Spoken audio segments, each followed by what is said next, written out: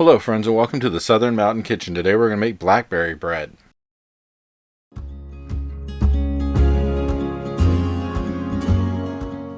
So everything you see on my counter is what we're going to use to make this bread, and it really is not a hard thing to do. Now mind you, we're going to make an icing for this later on at the end of the video, but for now this is what it's going to take to actually get going on the bread itself. So you need to preheat your oven to 350 degrees because this is going to be in there for an hour. So we're going to start off with 2 cups of all-purpose flour. To this we're going to add 1 cup of sugar, and then we're going to add a half a teaspoon of salt. And then after that, 1 teaspoon of baking soda. And once we get this all in, we're going to whisk it together because we want to make sure that all of this gets distributed throughout the flour. We don't want one thing sitting up in one space like the salt or whatever, or the baking soda. So we really just want to get it all mixed through before we start doing anything else. And once we get this done, we'll move on to the liquid ingredients that are going to go into a different separate bowl, which both of these bowls need to be kind of like medium to large size just to make sure they can hold what we're doing.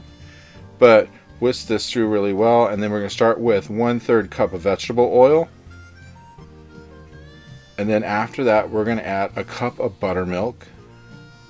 Now once we get the buttermilk in, you want to mix this up a little bit to try and get the buttermilk and the oil kind of merging together before we add anything else to this, and just take a whisk, run through it for just a little bit here, just to make sure that it goes through really well, because when you're trying to mix these two together it's going to be a bit of a chore, but as we add other things to it, it will be fine. And we're going to add 1 large egg to this, and then afterwards 2 teaspoons of vanilla extract. So just keep mixing this, and we're going to add the last as it comes through. And after that we've got all the wet in, and that's all you're going to need to add to this part of it. So just put your vanilla in and then mix it again just to make sure it goes through completely. And then after this we're going to take the wet ingredients and mix it into the dry, and this is going to make our batter for our bread. So just go ahead and mix this up a little bit more, and then we're going to pour it into the dry. Now when you go to put it into the dry, you can really pour just the whole amount of this in at once. It really doesn't matter because you can actually get this mixed through. Just make sure that, like I said, you have a large enough bowl that can hold the dry and wet ingredients together. And if you haven't done it already, preheat your oven to 350 degrees because, like I said, this is going to be in there about an hour. When you're baking this, you might want to watch it, just give or take. It might come out like a little early, like 5 minutes early, or maybe go a little past, because sometimes ovens cook hotter than others. So maybe, mine is at a different degree of heat as yours, because the older the oven, sometimes the less heat it gets. So go ahead and mix up your wet and dry. Make sure that you're scraping the sides and the bottom, because we want to get everything pulled together here and make sure that it is all mixed through and that we don't have any dry or anything stuck to the bottom of the bowl. Now you're going to need a loaf pan, which is just a standard size coming up for this, and I have this trusty thing that my great grandma had from way back in the day, and I have been using it ever since. I'm going to spray it with some nonstick cooking spray and then put a little bit of flour in the bottom of it and shake it around to make sure that this doesn't set up shop in the bottom of the pan and stick or anything like that. I've never had that problem before, but you never know. So I'm going to go ahead and do this and get ready to work on the next part. Now we have about a cup of blackberries here. We're going to coat them with a little bit of flour, shake them around a little bit, and then if we have to, add some more flour to it to make sure they're coated, just to make sure these kind of suspend themselves in the batter as we're getting ready to bake this, because we don't want them all sinking to the bottom. So just go ahead and flour them, shake them up, flour them a little bit more, and just make sure that they're all just really coated. And then once we're done with this, we're going to get ready to actually put this into our pan to bake. So just go ahead, shake those up a little bit more, and since we already have everything sprayed and coated with flour, go ahead and put about 1/3 of the mix into the baking pan. And then what we're going to do after this is put a layer of blackberries in. And we're just going to do this, put in the blackberries, then bring in some more batter, then put in some blackberries, and then layer some batter over the top of them to make sure that these things are kind of separated throughout, but also for the fact that we don't want them all just on one layer. So just go ahead and spread them out as many as you want to on the bottom. Just remember you have so many of these to do, so just divvy them up for however many layers you're doing. And like I said, once you get these in here, just put a layer of the batter across that. And then once it's done, we're going to come in here with some more blackberries and put them on top of that. So just keep working your way through this, and along the way your oven should be heating up and being ready for this to go in. Now, like I said before, this is going to be in there for probably an hour, but watch it. And if you have to, you can always test it along the way, like, you know, when it gets near the hour marker with a toothpick or whatever to stick in to see if it's coming out clean, to see if this is actually cooked all the way through.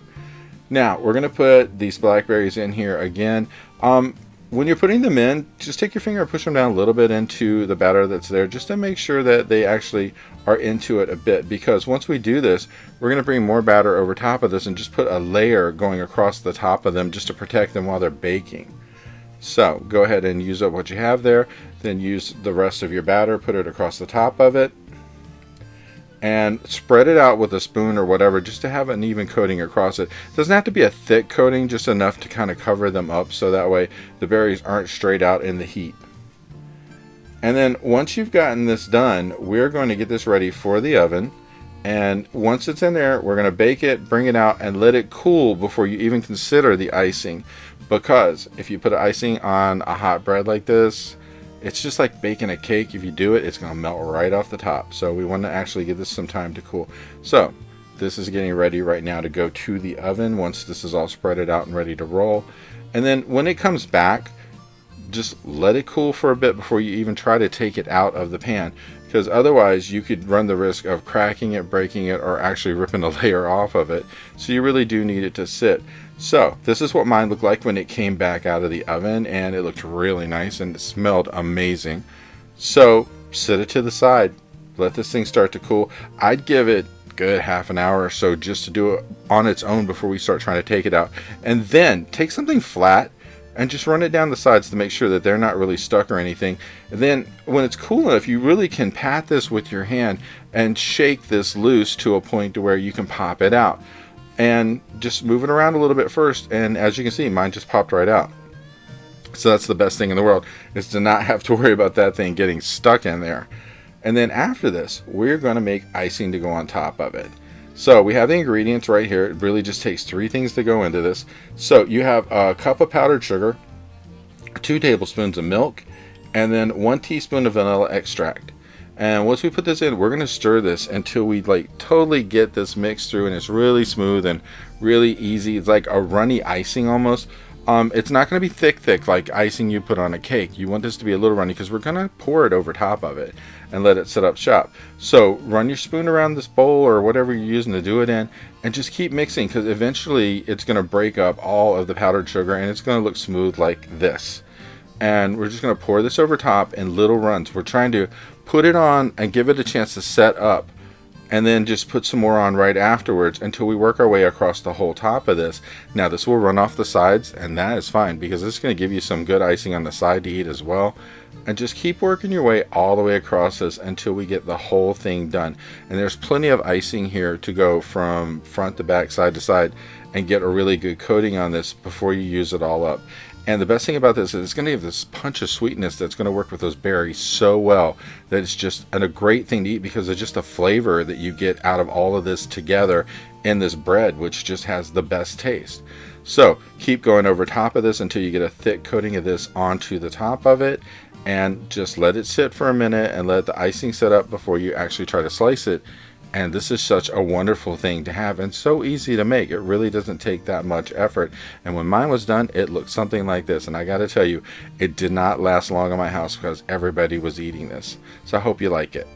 I hope you liked this video, and if you did, please like and subscribe. And if you get a chance, check out the Southern Mountain Kitchen website, where you can get a free recipe, check out the cookbooks available from the Southern Mountain Kitchen, and if you'd like to, you could order a cookbook at a discounted price, cheaper than Amazon, with shipping that is also cheaper than Amazon.